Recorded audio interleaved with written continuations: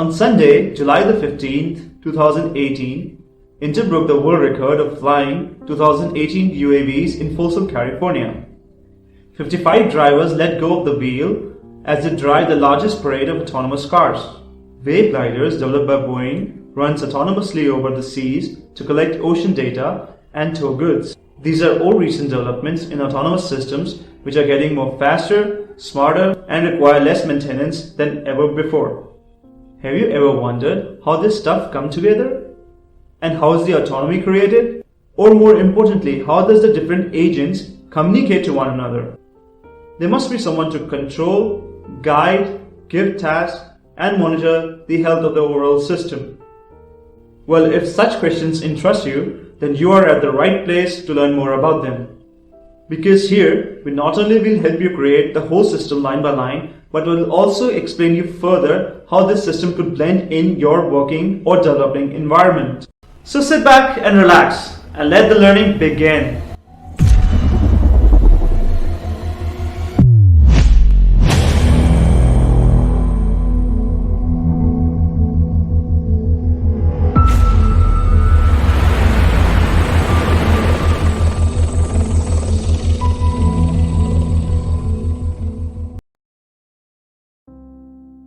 For starters, we begin with a demonstration of communication between your PC and a Raspberry Pi.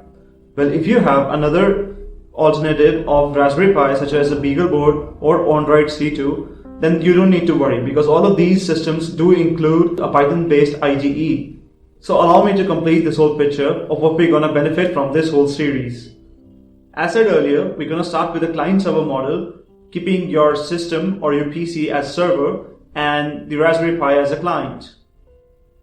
Then we connect both ends of the Wi-Fi with a communication API, making server side more advanced than the client side. The communication API works with a custom-built data frame. Moving towards the client side, the communication API then connects to the control API. Now, in order to gain control, the control API needs some sensor data or some sensor inputs. For that, we have a sensor data input or the raw sensor data input. In order to access this data, the control API needs to get this data filtered. For that, we designed the filtration API or the data filtration API. We also want to create a data logging facility on the client side, and therefore we designed data filtration API. This keeps a record of all actions given by the control API as well as the raw sensor data input filtered through the filtration API. This data then also can be transferred back to our communication API via the Wi-Fi, the communication API of the server side. On the server side, the communication API then connects to the sensor data processing API. This will be the API where the sensor data will be ranked accordingly so that it could be processed by the control API. Now the control API is then split into many different APIs. There could be a possibility that there could be a visual sensor data input on the client side. Since we want a system to be versatile, we should be able to process this data. For that, we have a recognition API. Now, depending upon your application, the recognition API could be used for an OCR or a face detection or a thermal detection. Now, what if your system contains movable objects? We should be able to guide them through our guidance and navigation API. For task allocation, we shall be having a task allocation API. Now, since we are cool engineers, why don't we want our system to be voice controlled? In order to keep track of all actions taken by the control API and the rest of its corresponding API, we need to have a data builder or data logging system. For that, we designed a data logging API. We want our data logging API to be connected with AI API. The sole purpose of AI API is to train the system when it is exposed to different environments. And that's the reason why it has 3 different other categories, such as machine learning and neural networks API, the predictive analysis, as well as the SVMs. I do understand that this looks too huge to learn in a single series. That's the reason why everything after the control API on the server side is a whole new series on its own. As we said earlier, we're going to start our code in Python because it is less verbose as well as it is easy to learn as well. And there is a lot of documentation available on the internet. So quickly, we shall start communication between your PC and a Raspberry Pi. Before going into code, I suggest that if you are new to Python and Python communication, Please visit the link in the description to learn from start. With that, we start with Python sockets, which are endpoints of a connection and share bytes of data among a pair. Once a cycle is completed, the socket gets destroyed. That implies socket, if closed or shut down, or if a connection is completed, gets destroyed. There are many different types of them. There is a list of all of them in the description, and I recommend you to please go through it after this video. For our purpose, we shall be using few of the types, and I shall explain each one of them as we encounter them in the code. We would first like to know about our IP address, our local IP address. For that, we start with command prompt. We write ipconfig for IP configuration. This gives us IP addresses. The IPv4 address of my laptop is 192.168.0.30.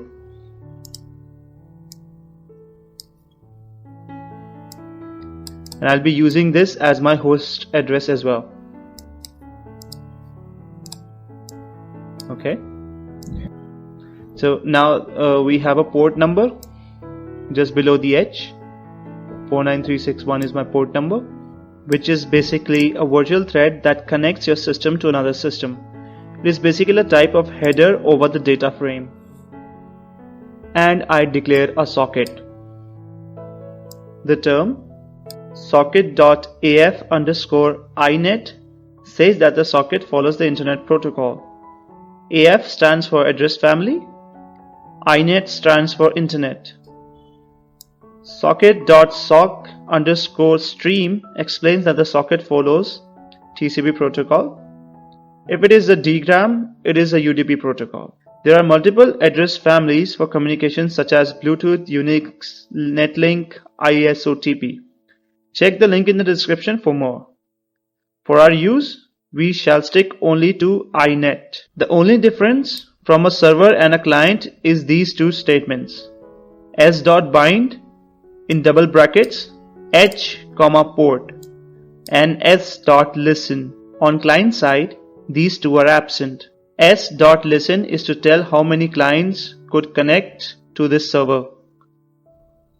This statement s.accept accepts a single connection and returned a new socket for send and receive of data along with address of the socket at the other end.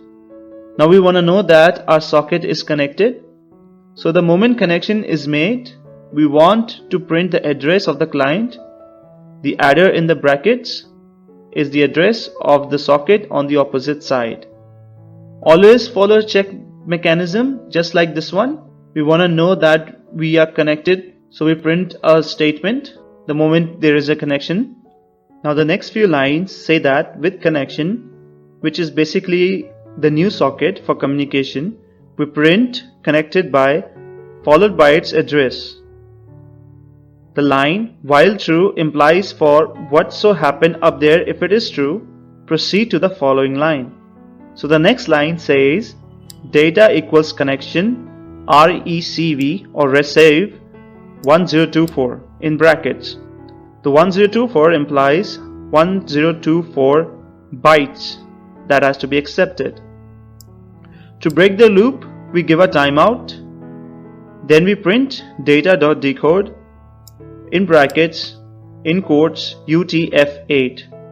UTF-8 is basically a type of standard for transferring the data, or more precisely textual data. Now conn.sendall or connection.sendall in brackets data implies that connection, which is again a new socket as we said earlier. The .sendall is a socket object. It sends all data bytes in one go until an error occurs. None is returned on success. None is also a kind of data type in Python. On the client side, which is RPI or other SOC computer alternative, we import socket as usual. We then give host address, which is same as before. We then connect it to the same port as hosted by the host. We then define a socket S as before. As stated earlier, the difference between host and client is this line on the side of client, which is s.connect, okay, in brackets b dash or b hyphen and the connected by the server. So b hyphen implies a byte data type, which is again a defined data type in Python, okay. Default encoding is UTF-8, hence we aren't encoding it in that format. We are not actually writing it down personally. So now .connect and .sendAll are again socket objects. .recv or receive is for receiving data, and the moment we receive, we print repr wrapper data in bracket .decode UTF-8. We want to print what has been received. So we say received and the data which is sent from the host to us. So there you have it. The connection has been made and we see a port number, we see a connection, and so that we complete with our communication between Raspberry Pi and your laptop as a host. Your mini computer, hungry, ate all microchips for a snack, established a good relationship with your computer, and may want to learn more and what else it can do. For that you need to click the link and oblige me to be the host of that event as well. So I hope this video was a feast on your eyes, me taking a leave, collecting information for you to rise.